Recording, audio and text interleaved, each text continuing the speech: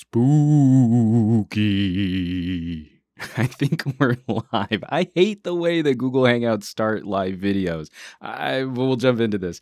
Hey everybody, some cinema guy here from Movies You May Have Missed, MYMHM.tv, and we're continuing this series trying to do more of these one-off, more casual videos. We can hit some of the live stream. We can play with you guys on the YouTubes just a little bit more in talking about films. Because, the whole premise of our show, Movies You May Have Missed, is focusing on all of those films that you guys probably missed, movies you may have missed.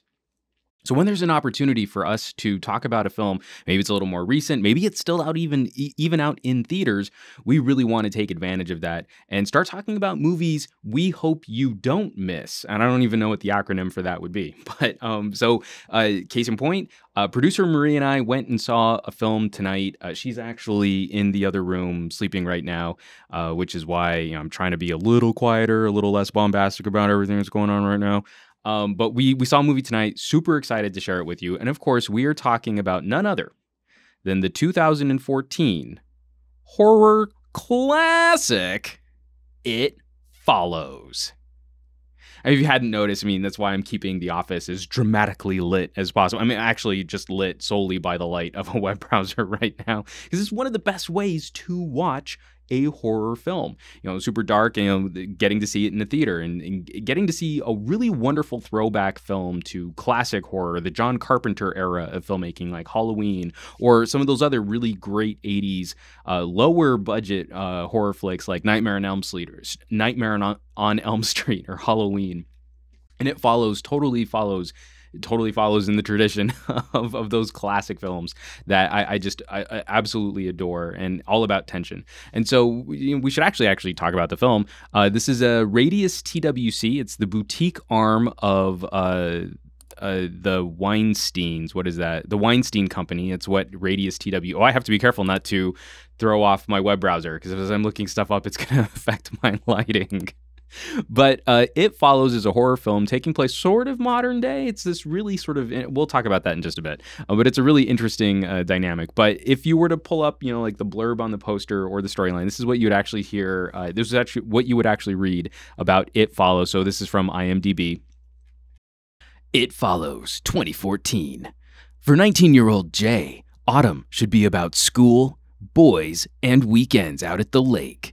But after a seemingly innocent sexual encounter, she finds herself plagued by strange visions and the inescapable sense that someone, something, is following her.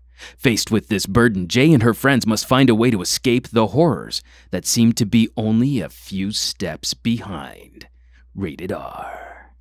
And that's exactly what the film is. It's so exciting because the movie sets up very early, here are the rules, and then the movie actually follows the rules. They don't break the rules at any point to, give you a more dramatic moment or to give you a twist. We're going to twist, and make it twisty. We're going to Shyamalan you or something like that. So the movie follows the exploits of, and this is a wonderful cast because it again, in throwing back to the 80s sort of vibe, there isn't any big star here. In fact, probably the most well-known actor is Kyer Gilchrist, who plays Paul, and he's sort of the friend-zoned best friend of Micah Monroe's character, Jay, 19-year-old young woman, who has a boyfriend named Hugh, and the two of them have a delightful evening out under the stars, and they engage in some sexual congress in the backseat of his, I think it's an Oldsmobile, it's a really old big boat car.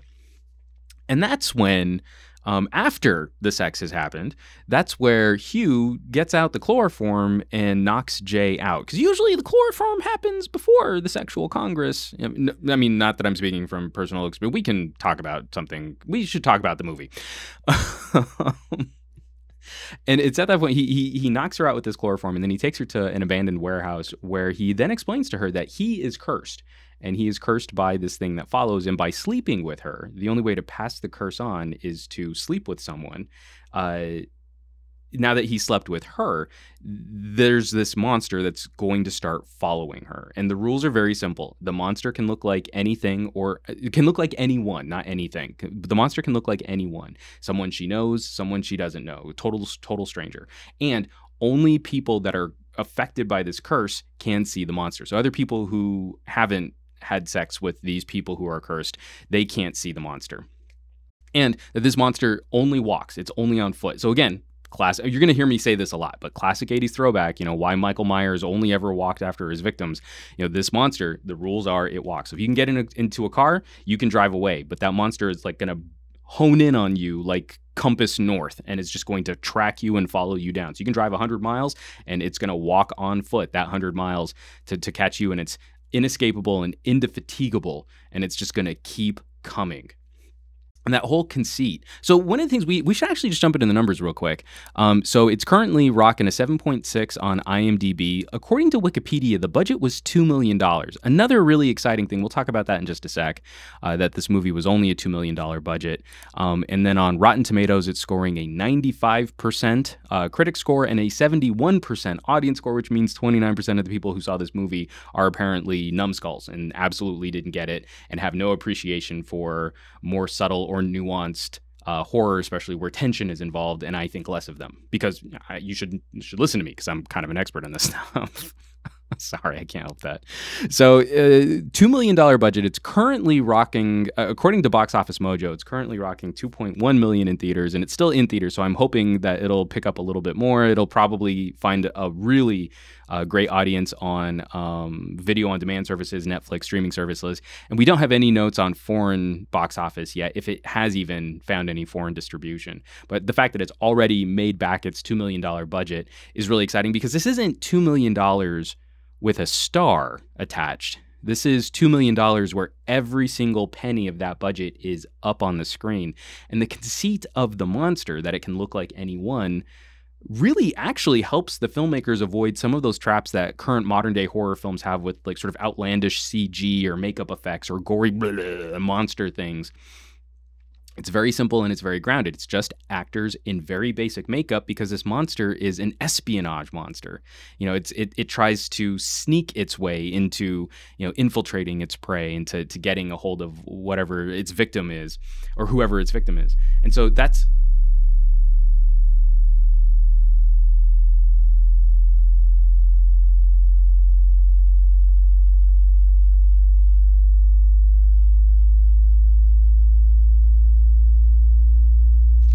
So that's what's really sort of exciting about this film, is that, you can be having a shot with two of the main characters in a dialogue, and then way off in the distance, completely not in focus, but still a part of the scene, you'll just see the very basic outline of a human figure just start walking. And you can't tell, is that like an extra? Is it part of a crowd scene? Or is that the monster coming to get them? And it just keeps the tension incredibly high throughout the entire film. This is one of those films that exists on a very, very thin bubble.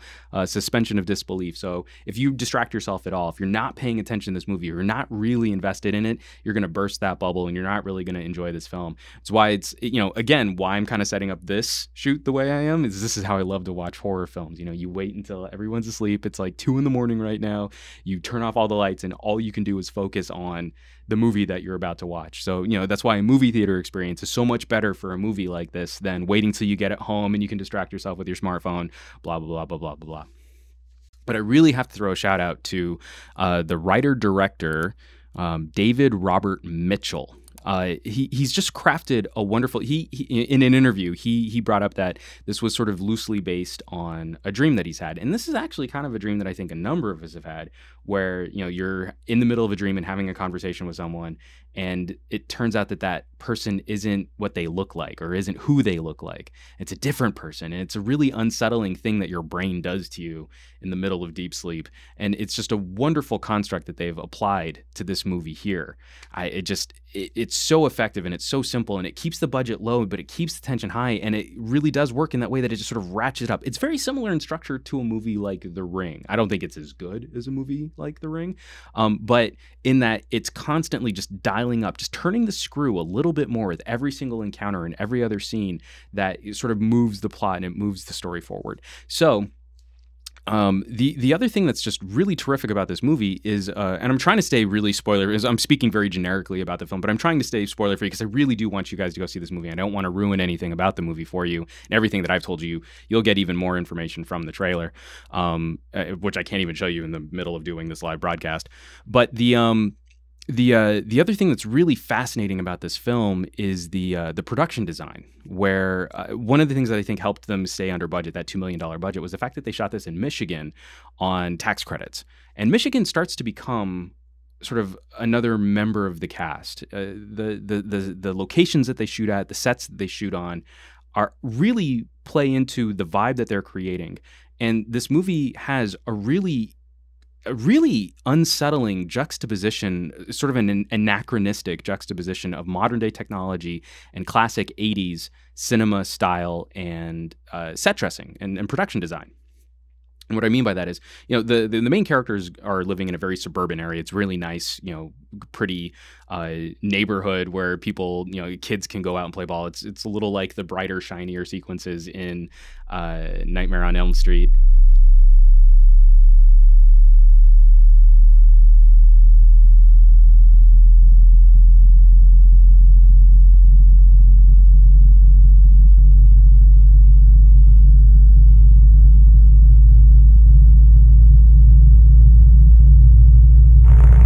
But the characters also talk about how if you go just a couple blocks in the wrong direction, the neighborhood starts getting really sketchy.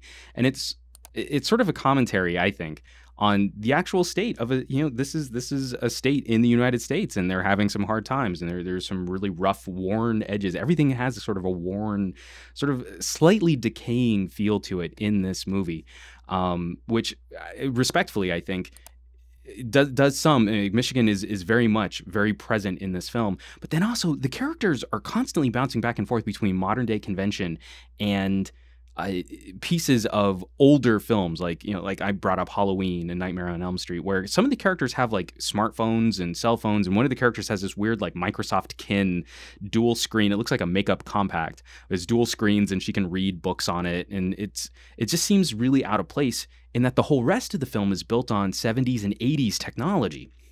You walk into a main character's living room and they've got corded handsets, and they have CRT TVs with analog knobs and rabbit ears, for antenna to get reception. And then everyone's driving around in older cars, big, like large Oldsmobiles and station wagons and stuff like that.